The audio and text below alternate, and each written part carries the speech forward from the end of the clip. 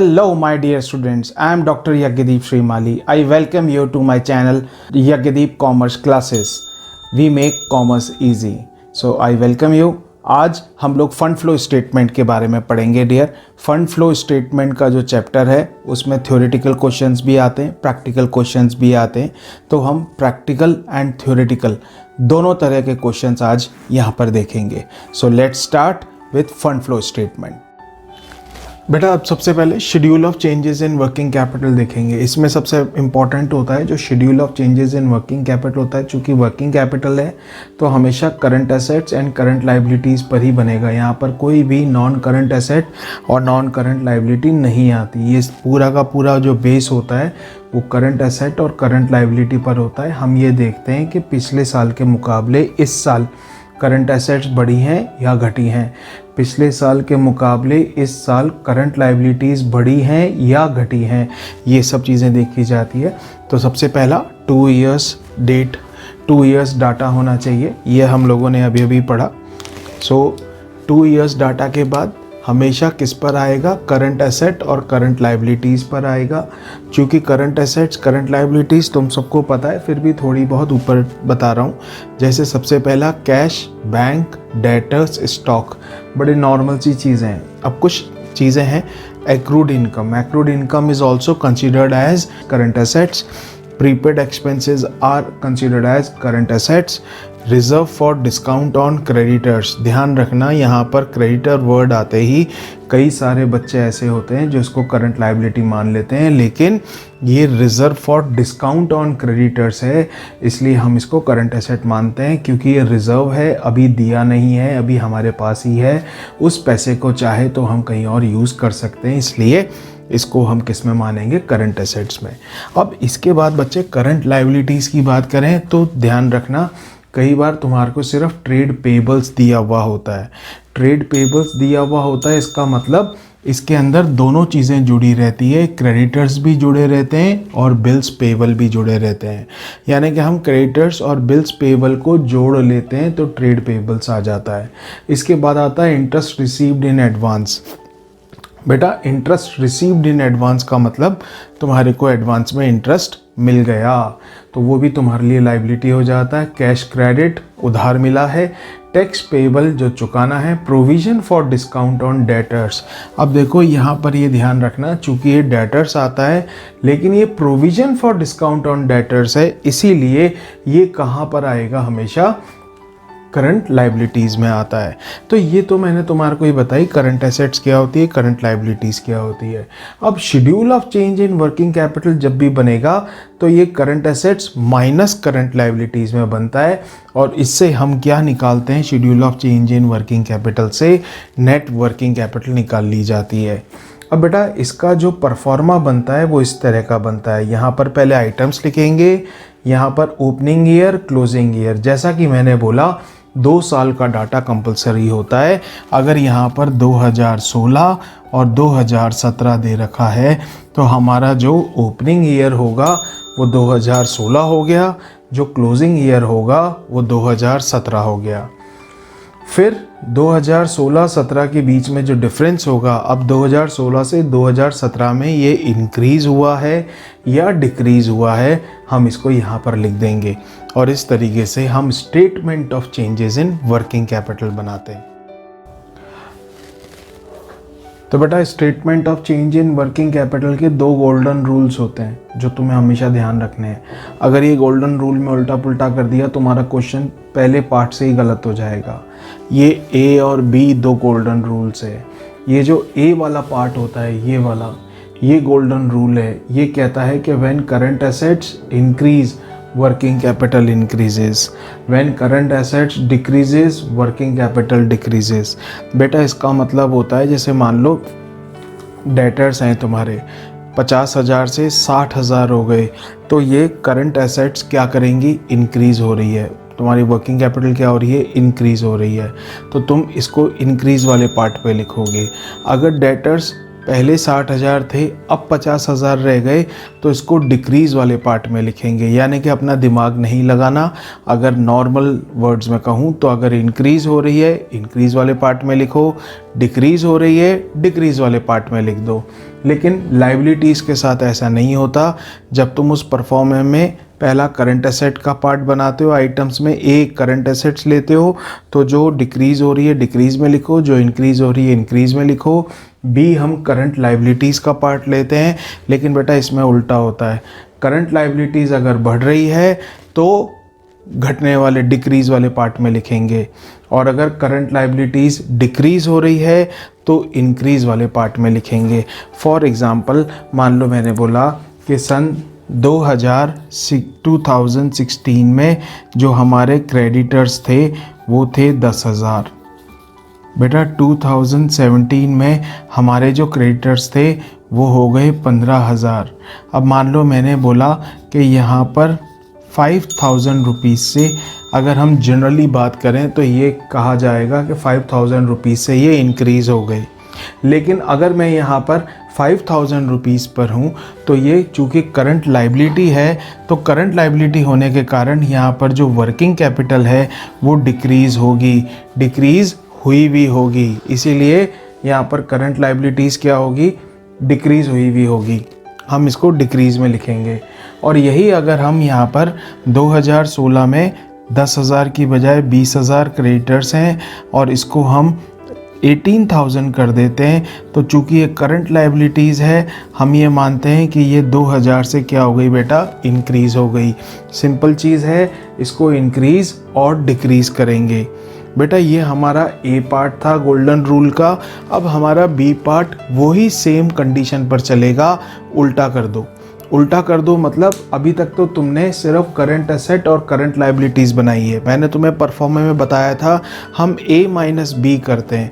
जब ए minus B करोगे तो देखो increase and decrease of working capital का टोटल लगाने के बाद अब तुम क्या करोगे, करंट एसेट्स का भी टोटल लगाओगे, करंट लाइबिलिटीज़ का भी, और जो तुमने इंक्रीज़ और डिक्रीज़ निकाले हैं उन सब का टोटल लगाओगे। टोटल लगाने के बाद अगर इंक्रीज़ ग्रेटर दैन डिक्रीज़ होता है तो this is always known as increase in working capital.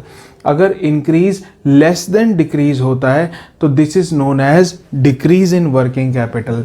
अब गोल्डन रूल क्या कहता है बेटा, फिर से उल्टा करो। ध्यान रखना, इसको गोल्डन रूल की बजाय उल्टा रूल भी कह सकते हो, क्योंकि हमेशा हम इसको उल्टा करते हैं।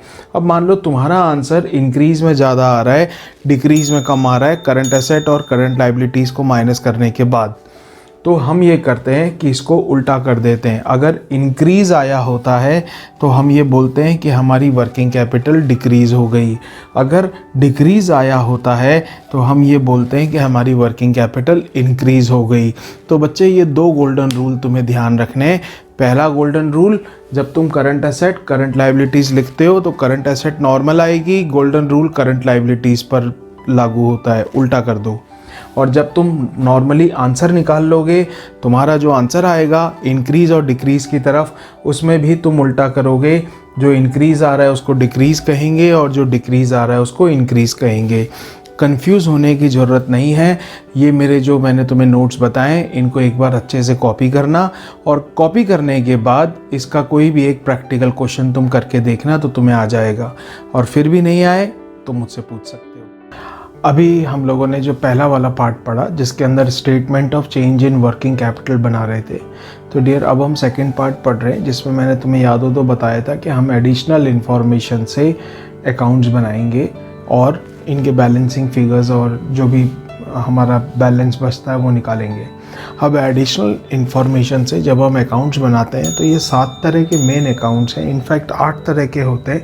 मैंने अभी तक 8वां अकाउंट डिस्कस नहीं किया है क्योंकि वो बाद में करेंगे। पहले हम 7 तरह के अकाउंट्स डिस्कस करेंगे जो कि जनरली तुम्हें क्वेश्चन में देखने को मिलते हैं।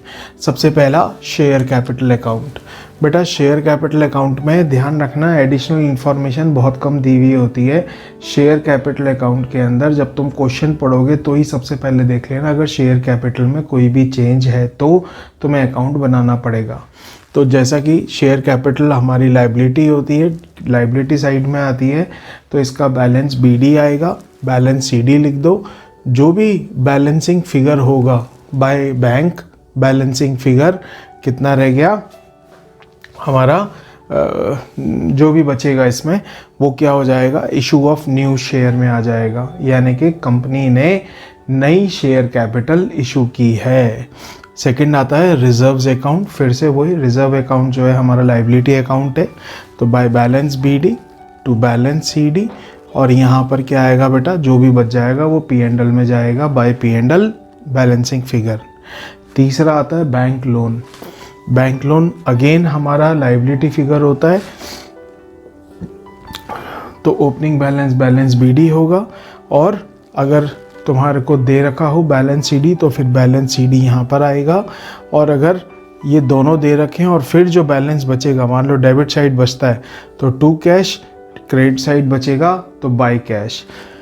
To cash account balancing figure मतलब बैंक लोन पेड है, यानी कि हमने पहले से बैंक लोन क्या कर दिया, पे कर दिया। और यहाँ पर क्या आएगा, अगर मान लो बाय कैश आता है तो इसका मतलब हमने और बैंक लोन ले लिया है, पहले से ज़्यादा हो गया। गुडविल अकाउंट, गुडविल हमारी एसेट होती है, to balance BD by balance CD, जो बचेगा वो बाय पी एंड एल में जाएगा, balancing figure P and L में जाएगी। बच्चे अब हम आते हैं बिल्डिंग अकाउंट पर। देखो ध्यान रखना, जो थोड़े कंफ्यूजिंग अकाउंट्स होते हैं जब भी तुम ये बनाओगे, तो वो बिल्डिंग, प्लांट और मशीनरी, ये तीन अकाउंट्स ऐसे होते हैं जो थोड़े कंफ्यूजिंग होते हैं। तो बेटा बिल्डिंग अकाउंट में to be balance BD by balance CD. अब बिल्डिंग में तुमने जो डेप्रिसिएशन चुकाया हुआ है वो बाय डेप्रिसिएशन। अब प्रॉफिट ऑन सेल, अगर मान लो बिल्डिंग जो है तुमने बेची है, 10,000 की बिल्डिंग बेच दी, और ये एक्चुअली में तो सिर्फ 5,000 की थी, तुमने 10,000 में बेच दी, इसका मतलब तुम्हें 5,000 रुपये जो प्रॉफिट हुआ है वो यहाँ आएगा to profit on sale if sold on profit. बाकी का जो बैलेंसिंग फिगर होगा वो टू बैंक हो जाएगा, बैलेंसिंग फिगर आ जाएगा, और यहाँ पर हम लिखेंगे बीइंग परचेज्ड, यानी कि हम ये मानते हैं अगर टू बैंक बचा है तो हमारी मशीन हमने बिल्डिंग और परचेज करी है, तो इसीलिए हमें पैसा देना पड़ेगा, हमारी एसेट बढ़ रही है। फिर प्लांट अकाउंट, वही to balance BD by balance CD by depreciation, ये तीन चीज़ें सेम रहेगी। प्रॉफिट ऑन सेल, अगर तुमने प्रॉफिट पर प्लांट को बेचा है तो प्रॉफिट ऑन सेल आएगा, और अगर बैलेंसिंग फिगर है तो परचेज ऑफ प्लांट, यानी कि तुमने और प्लांट परचेज किया है। और अगर तुमने ये बैलेंसिंग फिगर जो है ये क्रेडिट में आ रहा है तो टू बैंक की बजाय बाय बैंक आएगा, और हम ये मानेंगे कि तुमने प्लांट को सेल कर दिया। बेटा बिल्डिंग अकाउंट और plant account one and more और लेस सेम ही बनते हैं, क्योंकि दोनों की दोनों असेट में आते हैं। फिर आता है बच्चे डिवेंचर्स अकाउंट। डिवेंचर्स का मतलब ऋण पत्र हो जाता है, तो जब हम डिवेंचर्स अकाउंट कहते हैं तो यहाँ पर टू कैश मतलब पहले बाय बैलेंस बीडी, क्योंकि डिवेंचर्स हमारे क्रेडिट होते हैं, लाइबिलिटी होती है हमारी, इसलिए by balance BD to balance CD, और टू कैश बैलेंसिंग फिगर में क्या आएगा, redemption of debenture in cash, यानी कि हम ये मानते हैं कि अगर बाय मशीनरी क्यों आती है बेटा, कि मान लो अब तुमने क्या किया कि क्या बनेगा, machinery account debit to debentures account, तो इसका मतलब बाय मशीनरी अकाउंट आ गया। अब बाय बैंक मतलब तुमने रिडम्पशन ऑफ डिवेंचर्स हुआ है, तो यहाँ पर क्या आ जाएगा, redemption of debenture in cash. तुमने यहाँ पर अगर टू कैश होता है, बैलेंसिंग फिगर में बचता है, तो इसका मतलब redemption of debenture in cash हो रहा है, और अगर बाय बैंक बचता है या बाय कैश बचता है, इसका मतलब तुमने और डिवेंचर्स देखे हैं, तो ये तुम्हारा डिवेंचर्स अकाउंट हो जाता है। इस तरीके से बेटा तुम्हारे कुल मिला करके ये 7 अकाउंट बनते हैं। अब जो बनाने जा रहा हूँ या अब जो सिखाने जा रहा हूँ वो सबसे इम्पॉर्टेंट अकाउंट है, जिसको हम मशीनरी अकाउंट कहते हैं। तो बेटा अब जो ये मशीनरी अकाउंट है ये बहुत इंपॉर्टेंट चीज़ है। मशीनरी अकाउंट में तुम्हारे को क्वेश्चन में देखना पड़ेगा कि ये किस तरीके से दी हुई है। मशीन अकाउंट एक्चुअली में 3 तरीके से बनता है। पहला, तुम्हें क्वेश्चन के अंदर मशीन अगर एट कॉस्ट दी हुई है तो इसका मतलब मशीन माइनस डेप्रिसिएशन, इसका मतलब मशीन में से डेप्रिसिएशन लेस करो, कुछ अपनी बुद्धि नहीं लगानी, एट कॉस्ट है नॉर्मल आ जाएगा बेटा। फिर तुम्हें दिया हुआ है रिटर्न डाउन वैल्यू। अगर मान लो तुम्हें मशीन रिटर्न डाउन वैल्यू पर दी हुई है तो डेप्रिसिएशन पहले से ही उसमें से लेस हुआ होता है बेटा। अगर बुक वैल्यू पर मशीन है तो डेप्रिसिएशन लेस होगा, एडिशनल इन्फॉर्मेशन में दे रखा होगा, यानी कि अब जो तुम्हारा अगर बुक वैल्यू पर होता है तो एडिशनल इन्फॉर्मेशन में तुम्हें जो डेप्रिसिएशन दिया हुआ है बगैर सोचे समझे उसमें से बढ़िया माइनस कर दो, प्रॉब्लम ही नहीं है। अब आओ बच्चे मशीनरी अकाउंट पर। ये देखो, जब हम मशीनरी अकाउंट की बात करते हैं तो क्या होता है, सबसे पहला वही to balance BD by balance CD। Machinery account asset होता है, टू बैलेंस BD और CD आएगा। फिर बाय कैश अकाउंट, अगर बैलेंसिंग फिगर इधर की तरफ बचता है तो कंसीडर एज फर्दर परचेजेस, यानी कि हमने और मशीन खरीदी है, उसका कैश चुकाया है, तो वो जो कैश है वो बैलेंसिंग फिगर मान लेते हैं। और अगर हमने कोई मशीन बेची है, कैश आया है, तो वो सेल में आ जाता है। अगर तुम्हारे को loss on sale of machine हुआ है, वही बात है बेटा, अगर यहाँ पर 2P&L आएगा तो इसका मतलब profit on sale of machine हुआ है। अगर यहाँ पर बाय P&L आता है तो इसका मतलब loss on sale of machine हुआ है। Loss on sale of machine भी कैसे निकालेंगे, loss on sale is equals to book value minus selling price. तुम्हारे को बुक वैल्यू भी दी हुई होगी, जैसे किसी मशीन की बुक वैल्यू 10,000 है और उसको बेचा हमने 8,000 में, तो जो 2,000 रुपये होगा वो हमारा क्या कहलाएगा, बाय P&L में आ जाएगा, वो लॉस ऑन सेल कहलाएगा।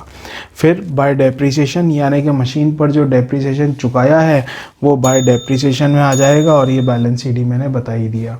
अब जब कभी भी तुम चाहे प्लांट अकाउंट बनाओ, मशीनरी अकाउंट बनाओ, चाहे से कोई भी और दूसरा अकाउंट बनाओ, टेंजिबल एसेट का अकाउंट बनाओगे तो बेटा डेप्रिसिएशन तो बनेगा ही बनेगा। डेप्रिसिएशन अकाउंट सब में बनता है, इसीलिए डेप्रिसिएशन अकाउंट पढ़ रहे हैं। यहाँ पर by balance BD to balance CD by P&L balancing figure है, तो पूरे अब ध्यान रखना, जब कभी भी depreciation provision for depreciation account बनाते हो तो यहाँ पर to plant and machinery account में भी डेप्रिसिएशन आता है और बाय P&L में भी डेप्रिसिएशन आता है। अब बाय P&L में कौन सा डेप्रिसिएशन आएगा, डेप्रिसिएशन ऑफ द ईयर आता है। पूरे साल भर का जो डेप्रिसिएशन तुम्हारे को दिया हुआ होगा वो आएगा। और to plant and machinery account में भी डेप्रिसिएशन आता है, वो कौन सा होगा, अगर एडिशनल इन्फॉर्मेशन में सेल ऑफ मशीनरी है तो उसका डेप्रिसिएशन आएगा। यानी कि तुम्हारे एडिशनल इन्फॉर्मेशन में मशीनरी कोई भी सेल करी है तो उसका जो डेप्रिसिएशन आएगा वो यहाँ पर इस जगह पर आएगा, to plant and machinery account में। तो बेटा अपने ये सारे के सारे अकाउंट्स हो गए। अब एक छोटा सा क्वेश्चन करते हैं। बेटा एक क्वेश्चन मैंने दिया है, पूरा का पूरा एक छोटा क्वेश्चन किया है जिसके अंदर ये 3 तरह के अकाउंट्स बनते हैं, एक वर्किंग नोट बनता है। तो प्लीज़ पहले एक बार इस क्वेश्चन को कॉपी कर लो आराम से, सो दैट तुम्हारे को प्रॉब्लम नहीं हो। कॉपी करने के बाद अपन फिर आराम से इसको पढ़ते हैं।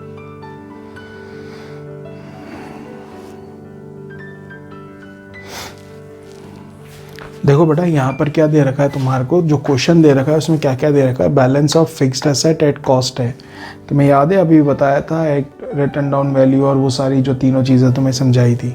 तो फिक्स्ड एसेट कॉस्ट पर दे रखी है, 2005 और 6 का बैलेंस है, 570,800, 615,300। एक्यूमुलेटेड डेप्रिसिएशन दे रखा है, ये भी ओपनिंग और क्लोजिंग दे रखा है। बैलेंस ऑफ P&L दे रखा है, ये भी ओपनिंग एंड क्लोजिंग दे रखा है। अब एडिशनल इन्फॉर्मेशन भी दे रखी है, मशीन एट कॉस्ट दे रखी है 60,000, एक्यूमुलेटेड डेप्रिसिएशन दे रखा है 32,000 और सोल्ड फॉर 30,000। तो बेटा ये जो चीज़ है ये सारी, ये पूरा का पूरा ये तुम्हारा बेसिक क्वेश्चन दिया हुआ होता है। तो इसके अंदर हम जो सबसे पहला वर्किंग नोट बनाते हैं वो ये A वाला बनाते हैं।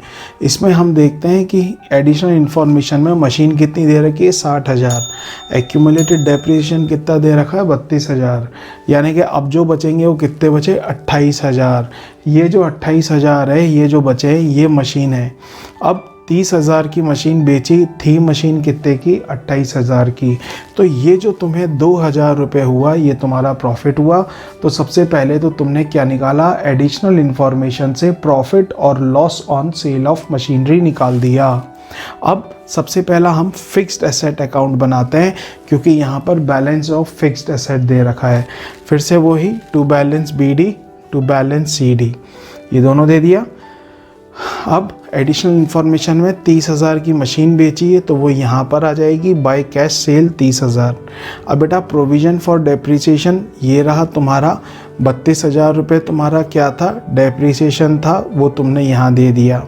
अब profit on sale of machinery कितना था, ये 2,000 रुपये हमने यहाँ निकाला था, तो ये 2,000 रुपये तुम्हारा क्या आ गया, profit on sale of machinery आ गया। अब ये सब चीज़ें लिखने के बाद तुम्हारे पास जो बचेगा वो क्या बचेगा, टू कैश बैलेंसिंग फिगर कितना बचा, 1,04,500 रुपये बचा, ये टू कैश आ गया। तो अब हम जो दूसरा अकाउंट बनाएंगे ये प्रोविज़न फॉर डेप्रिसिएशन बनाएंगे बेटा। प्रोविज़न फॉर डेप्रिसिएशन का मतलब हो गया तुम्हारे को यहाँ पर, अगर तुम इस क्वेश्चन में देखोगे तो डेप्रिसिएशन तुम्हें दे रखा है 1,95,700, 2,15,600, कुछ नहीं करना, बैलेंस बीडी में 1,95,700, बैलेंस सीडी में 2,15,600 लिख दो। अब तुमने यहाँ पर प्रोविज़न फॉर डेप्रिसिएशन और ये सब यहाँ पर निकाल ही दिया है। अब टू फिक्स्ड एसेट हमने कितने रुपए में, ये देखो डेप्रिसिएशन कितना था, तुम्हें याद है मैंने अभी बताया था कि अगर एडिशनल इन्फॉर्मेशन में तुम्हारे को डेप्रिसिएशन दिया हुआ है तो वो यहाँ पर टू प्लांट एंड मशीनरी में आता है, लेकिन चूंकि हम यहाँ पर फिक्स्ड एसेट का अकाउंट बना रहे हैं तो वो यहाँ कैसे आएगा, टू फिक्स्ड अकाउंट में आएगा, कितना, पूरा का पूरा 32,000 रुपये आ गया। अब जो बचेगा ये डेप्रिसिएशन ऑफ द ईयर होता है, जो मैंने तुम्हें अभी भी बताया था। तो यहाँ bye P&L account balancing figure कितना हो गया, 51,900 हो गया। अब बच्चे ये तुम्हारा प्रोविज़न फॉर डेप्रिसिएशन भी बन गया। अब देखो इसके अंदर हमने क्या क्या इस्तेमाल किया, ये और 32,000 तुम्हें दिया हुआ है, ये रहा। लेकिन एक ये वाला जो अकाउंट है ये हमने अभी तक कहीं और इस्तेमाल नहीं किया क्योंकि ये निकला ही अभी है, ये डेप्रिसिएशन ऑफ द ईयर है, तो ये P&L में जाता है। इसीलिए हमको एक तीसरा अकाउंट और बनाना पड़ेगा, P&L एडजस्टेड P&L अकाउंट या P&L एप्रोप्रिएशन अकाउंट, कुछ भी कह सकते हो, बात बराबर होती है।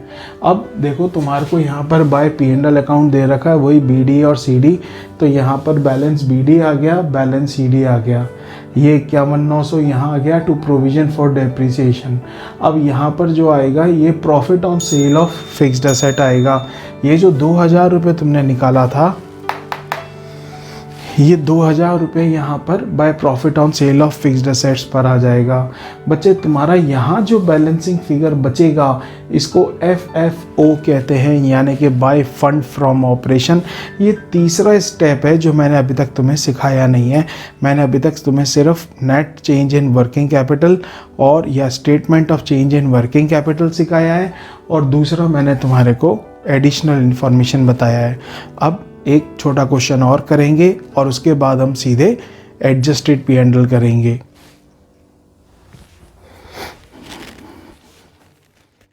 बेटा अब ये हमारा दूसरे तरह का क्वेश्चन है, जब मशीन बुक वैल्यू पर दी हुई हो। तुम्हें ध्यान होगा बुक वैल्यू पर अगर कभी भी मशीन दी हुई होती है तो हम हमेशा उसमें से, मतलब डेप्रिसिएशन उसमें से लेस होता है। तो देखो अब हमारा जो क्वेश्चन है क्या कहता है, मशीन दी हुई है, 2015-16 का बैलेंस दिया हुआ है, मशीन 277,500, 360,800, P&L अकाउंट है 125,600, 292,300 है, डेप्रिसिएशन दिया हुआ ही है 55,300, मशीन बुक वैल्यू पर दी हुई है 12,000 और सोल्ड फॉर ₹7,600। बेटा अब यहाँ पर क्या होता है, loss on sale of machinery कितना है, 12,000 माइनस 7,600। तो यहाँ तक तो देखो तुम्हारा क्वेश्चन था, वर्किंग नोट निकाल रहे हैं। सबसे पहला 4,400, मुझे लगता है ये चीज़ तो तुम्हें समझ में आ गई होगी, इसमें तो कोई प्रॉब्लम ही नहीं है। अब हम बना रहे हैं बेटा यहाँ पे मशीनरी अकाउंट। मशीनरी अकाउंट बनाएंगे तो देखो टू बैलेंस BD तुम्हें दिया हुआ ही है 277,500 और बैलेंस CD 360,800। ये देखो ये दोनों तुम्हें दिए हुए, इसमें कोई प्रॉब्लम है ही नहीं। फिर बाय कैश 7,600, बेटा ये 7,600 ये रहा जो हमने मशीन बेची है, इसको कैश इनफ्लो कहते हैं, यानी कि कैश अंदर आया है, फॉर्म में आया है, तो 7,600। बाय P&L का लॉस 4,400, कैसे निकाला, ये रहा 4,400 का लॉस जो हमने काउंट किया है, वो 4,400। बाय डेप्रिसिएशन अकाउंट 55,300, बेटा बाय डेप्रिसिएशन अकाउंट ये देखो तुम्हें वो भी तुम्हें यहाँ पर दे रखा है, और बाय बैलेंस शीट दे ही रखा है, बाकी सब कर दो। To cash balancing figure 150,600 cash outflow का मतलब होता है कि हमने मशीनरी परचेज करी है, कैश दिया है, बदले में थोड़ी सी मशीनरी ले ली। बच्चे इसमें एक बात ध्यान रखना, तुम्हारे को जो तुम्हें एक आधी बार ना थोड़ा अकाउंट्स की डिटेल्स लिखनी पड़ेगी, सो दैट तुम्हारे को इसका फॉर्मेट याद होगा कि मशीनरी अकाउंट कैसे होता है, कैसे बनता है, इसमें कौन कौन सी चीज़ कहाँ कहाँ आती है। उसके बाद तुम्हें प्रॉब्लम नहीं आएगी। बेटा दूसरा आता है तुम्हारा एडजस्टेड P&L अकाउंट। फिर से वही तुम्हारे को P&L अकाउंट दे रखा है 125,600, 292, 300, बैलेंस BD, बैलेंस CD, इन दोनों में फिर से कोई प्रॉब्लम नहीं है।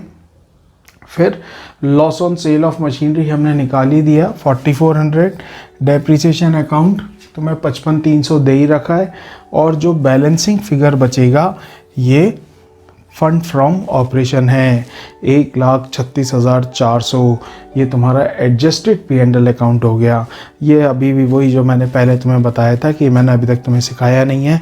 अब मैं चालू कर रहा हूँ एडजस्टेड P&L अकाउंट, तो प्लीज़ इनको पहले नोट्स बना लो अच्छे से, और नोट्स को रिटर्न डाउन करने के बाद अब आराम से अपन एडजस्टेड P&L अकाउंट करते हैं।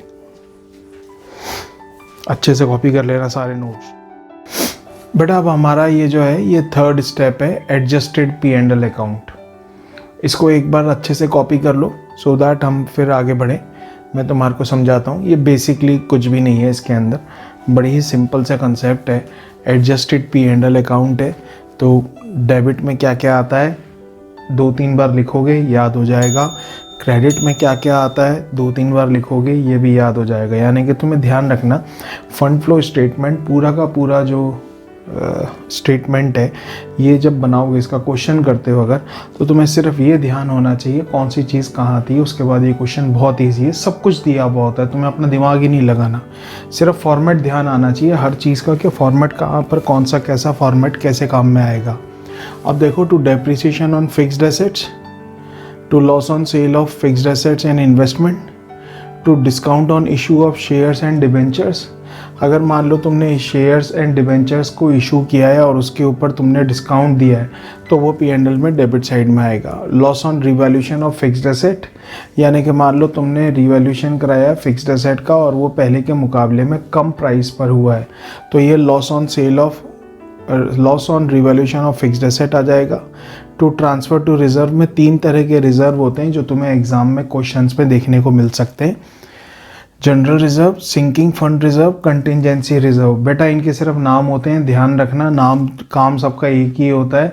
तुम्हारे को सिर्फ ये ध्यान रखना है 3 तरह का कोई भी रिजर्व कभी भी आ जाए तो कोई प्रॉब्लम नहीं है। General reserve, sinking fund reserve और कंटिजेंसी रिजर्व। अब बेटा गुडविल, पेटेंट, ट्रेडमार्क, कॉपीराइट, ये 4 चीज़ें हैं, इंटेंजिबल एसेट होती है। गुडविल, पेटेंट, ट्रेडमार्क, कॉपीराइट, ये सब क्या हो जाएगी, ट्रेड ऑफ हो जाएगी। Preliminary expenses, sorry right of, trade off नहीं, राइट ऑफ हो जाएगी। प्रिलिमिनरी एक्सपेंसेस भी राइट ऑफ होंगे। अगर तुम्हें क्वेश्चन में नॉर्मली दिया हुआ है कि ये सब चीज़ें राइट ऑफ हो गई है तब तो ये इसमें आएगा। To premium on redemption of shares and debentures, अगर मान लो तुमने redemption of shares and debentures किया है और उस पर तुमने कोई प्रीमियम चुकाया है तो वो भी कहाँ पर आता है, P&L के डेबिट साइड में आएगा। To interim dividend, interim dividend के बारे में कुछ भी दे रखा हो डेबिट साइड में डाल दो। Propose dividend of previous year, तुमने propose dividend of previous year है यानी पिछले साल का है तो डेबिट साइड में आएगा। प्रोविज़न फॉर टैक्स दे ही दिया, अगर दिया हुआ है डेबिट साइड, और तुम्हें बैलेंस BD/CD हमने पिछले क्वेश्चन में देखा ही था, तुम्हें दिया हुआ होता है तो वो बैलेंस CD यहाँ आ जाता है। अब बेटा यहाँ पर आता है बैलेंस BD। अब देखो ध्यान रखना बैलेंस BD और CD तुम्हें दोनों चीज़ें दी हुई होगी। फिर profit on sale of fixed asset and investment, ये हमने पहले देख लिया, बाय P&L आया था। बाय डिविडेंड रिसीव्ड, अगर हमारे पास कोई भी डिविडेंड रिसीव्ड हुआ हो, कमीशन रिसीव्ड हुआ हो, इंटरेस्ट रिसीव्ड हुआ हो, रेंट रिसीव्ड हुआ हो, ये 4 चीज़ों में से कुछ भी चीज़ रिसीव हुई है और वो नॉन ऑपरेटिंग इनकम में मानी जाती है, यानी कि हम ये मानते हैं कि व्यवसाय की आय के अदर सोर्स में आएगी, यानी कि चलते हुए बिजनेस की आय नहीं है, ये दूसरी बिजनेस से इनकम है, यानी कि हमने किसी और कंपनी में इन्वेस्ट किया हो, हमने अपना कोई दूसरा घर किराए पर दे दिया हो, हमने कुछ मतलब अपने पर्सनल रिलेशन से किसी का माल बिकवाया हो तो उससे कमीशन रिसीव्ड हुआ हो, वो सब चीज़ें क्रेडिट साइड में आती है। बाय ट्रांसफ़र फ्रॉम रिज़र्व मैंने 3 लाइन इसलिए खींची है क्योंकि यही सेम वाले रिज़र्व होते हैं, general reserve, sinking fund reserve और contingency reserve. By profit on revaluation of fixed asset, अब हमने जो फिक्स्ड एसेट दी है उनके रिवैल्यूएशन, प्रॉफिट, उनका प्रॉफिट हो रहा है, उनके रिवैल्यूएशन पर हम क्या करेंगे, by excess provision transfer to pre handle account, यानी कि कई बार क्या होता है हमारे प्रोविजंस जो होते हैं, हम प्रोविजन ज़्यादा बना देते हैं और जब हमें खर्चे की ज़रूरत पड़ती है तो हम उस प्रोविज़न में से निकाल लेते हैं, तो ये by excess provisions transfer to P handle account कहलाता है। By refund of income tax, अब हमने क्या किया बेटा, हमारे जो इनकम टैक्स था वो पिछले साल हमने ज़्यादा जमा करा दिया, मतलब 10 रुपये जमा कराने थे, हमने 50 रुपये जमा करा दिए, अब जो बाकी के 40 रुपये हैं इनकम टैक्स वालों ने तुम्हें वापस भेज दिए, ये रिफंड ऑफ इनकम टैक्स कहलाता है। अब यहाँ पर डेबिट क्रेडिट का जो बैलेंसिंग फिगर बनेगा उसको बाय फंड फ्रॉम ऑपरेशंस कहते हैं, ये तुम्हारा बाय फंड फ्रॉम ऑपरेशन निकलेगा जो कि तुम्हारे 4th स्टेप में काम में आता है। तो बेसिकली 3rd स्टेप जो होता है adjusted P and L account जो होता है वो सिर्फ किस चीज़ के लिए काम में आता है, इस फंड फ्रॉम ऑपरेशन को निकालने के काम में आता है। क्लियर है बेटा? अब इसको जल्दी से लिख लो, एक बार ढंग से लिखो और लिखने के बाद इसके वापस रिवाइज करना, फॉर्मेट ध्यान से आना चाहिए तब जाकर के तुम्हारा क्वेश्चन हो पाएगा। बेटा अब अपना सबसे लास्ट और 4th step fund flow statement बनाना शुरू हो रहा है, इसको हम लोग कहते हैं fund flow statement. Fund flow statement में 2 चीज़ें आती है, पहला सोर्सेज आता है, दूसरा एप्लीकेशंस आता है। बेटा सोर्सेज के अंदर ये सारी चीज़ें, सोर्सेज का मतलब हो गया ऐसी कोई भी जगह जहाँ से हमारा शेयर कैप, जैसे जहाँ से हमारा फर्म का पैसा आ सकता है उसको सोर्सेज कहते हैं। जैसे issue of share capital, share capital issue होते ही पैसा आएगा। इशू ऑफ डिवेंचर्स, जैसे ही डिवेंचर्स इशू किए पैसा आएगा। Increase in long term loan, यानी कि अगर हमने लॉन्ग टर्म लोन लिया है तो जैसे ही लॉन्ग टर्म लोन लेंगे सोर्सेज है, पैसा आ गया। Increase in security premium, sale of fixed assets, fixed asset बेची बदले में पैसा आ गया। सेल ऑफ इन्वेस्टमेंट, हमने कोई भी इन्वेस्टमेंट हमारा सेल किया, पैसा आ गया। इंटरेस्ट डिविडेंड रिसीव, बेटा इंटरेस्ट और डिविडेंड रिसीव हुआ। इंटरेस्ट तो हमने मान लो अपनी एक फैक्ट्री किराए पर चला रखी थी, डिविडेंड मतलब कि हमने कोई भी इन्वेस्टमेंट कर रखा था उससे हमको डिविडेंड रिसीव्ड हुआ, तो इंटरेस्ट एंड डिविडेंड रिसीव्ड जो पैसा आएगा वो भी सोर्सेज में। डिक्रीज़ इन वर्किंग कैपिटल, हमने जो किया था उल्टा पुल्टा करने के बाद, ध्यान रखना अगर गोल्डन रूल अप्लाई करने के बाद डिक्रीज़ इन वर्किंग कैपिटल जो आएगा वो यहाँ लिखा जाएगा। अगर हमारा adjusted P and L account का बैलेंस क्रेडिट में बचता है तो फंड फ्रॉम ऑपरेशन जो हमने बैलेंसिंग फिगर निकाला था वो यहाँ आता है। अगर हमारा adjusted P and L account का बैलेंस डेबिट में बचता है तो उसको LFO कहते हैं, या balance of adjusted P and L account, मतलब लॉस फ्रॉम ऑपरेशंस कहते हैं इसको। तो बेटा ये LFO यहाँ आता है। अगर FFO बचेगा, क्रेडिट बैलेंस बचेगा तो यहाँ आएगा, अगर डेबिट बैलेंस बचेगा तो यहाँ आएगा।